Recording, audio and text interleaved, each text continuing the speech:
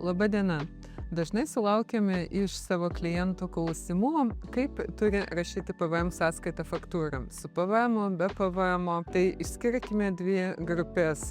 Tai viena iš jų yra, kai pirkėjas yra užsienio šalies įmonė, o kita grupė yra, kai pirkėjas yra užsienio šalies fizinis asmuo. Tai pradėkime nuo tos dalies, kai užsienio šalies įmonė perka iš jūsų paslaugas arba prekes. Tai sąskaita rašome be PVM, kai teikiamos paslaugos ES šalies PVM mokėtojams. Tokiu atveju nurodomas sąskaitoje atvirkštinio apmokestinimo įrašas arba kitaip reverse charge ir nurodoma nuoroda į PVM įstatymo 13 straipsnį. Tai galėtų būti kaip pavyzdys paslaugos, reklamos, tarpininkavimo, konsultacijų, buhalterinių paslaugų ir visos kitos paslaugos. Tada sekantis punktas yra, kai teikiamos paslaugos ne ES įmonėms, tai yra trečiųjų šalių įmonėms ir tada apmokestinimo vieta laikoma pirkėjo valstybė.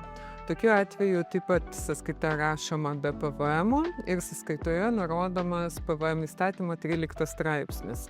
Tai yra tos pačios paslaugos, tik suteiktos ne ES šalies įmonėms, tai tokiams kaip Šveicarija, Amerika ir kitom šalies įmonėm. Trečias punktas yra, kai tiekiamas prekės ES PVM mokėtojams. Tada taikomas yra 0% PVM tarifas, sąskaitoje pateikiama nuoroda į 49 straipsnį, pirmą arba antrą dalį, priklausomai kas organizuoja transportą. Ir šiuo atveju būtina turėti išvežimą prekių patvirtinančius dokumentus ir pasitikrinti, ar pirkėjas tikrai turi galiojantį PVM kodą. Sekantis punktas yra, kai prekės tiekiamos ne ES įmonėms, tai į trečiasis šalis. Tokiu atveju būna eksportas, taip pat yra taikomas nulinis PVM tarifas ir šiuo atveju taip pat būtina turėti įrodančius dokumentus, kad prekė iškeliavo iš šalies. Dažniausiai tai būna eksporto deklaracija. Tada sąskaitos, kada rašomas sąskaitos su PVM 21%. Tai rašomas tokiais atvejais, kai tiekiamos prekės ir jos fiziškai parduodamos Lietuvoje. Tai pavyzdžiui, užsienio įmonė įsigijo prekę fizinėje parduotuvėje Lietuvoje arba prekės atsiėmė Lietuvoje sandėlyje. Tokiu atveju rašomas 21% tarifas. Taip pat 21% tarifas taikomas, kai suteikiamos paslaugos, kurių apmokestinimo vieta skaitoma Lietuva. Tai galėtų būti tokios paslaugos kaip renginių organizavimas Lietuvoje, maitinimo paslaugos arba paslaugos susijusios su nekilnojamu turtu esančiu Lietuvoje.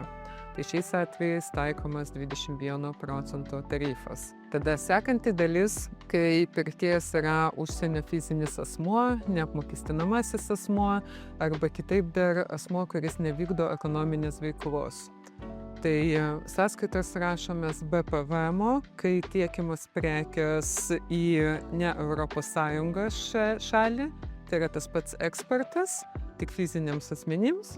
Taip pat taikomas nulinis tarifas ir reikia turėti įrodančius dokumentus, tą pačią eksporto deklaraciją, kad prekės iškeliavo iš šalies. Sekantis punktas tai galėtų būti, kai tiekiamos paslaugos trečiosiams šalims, fiziniams asmenims gyvenantiems trečiosiose šalyse, nurodant sąskaitoje PVM įstatymo 13 straipsnį ir tada PVM neskaičiuojamas tokiais atvejais. Kada PVM skaičiuojamas, tai kai suteikiamos paslaugos, kurių apmokestinimo vieta laikoma Lietuva, tai tie patys renginių organizavimai, maitinimo paslaugos arba paslaugos su nekilnojamu turtu esančiu Lietuvoje susijusios.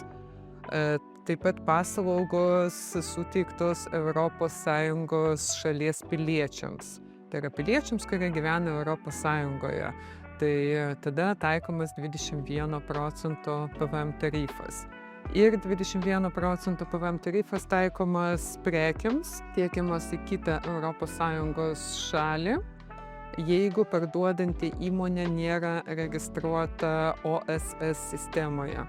Tai jeigu nėra registruota šioje sistemoje ir nemoka PVM į tam tikras šalis, tada taiko 21 procento PVM tarifą, Lietuvos PVM tarifą ir išrašo sąskaitą su PVM. Tai tiek apie sąskaitų išrašymą. Ačiū už dėmesį ir sėkmės darbuose.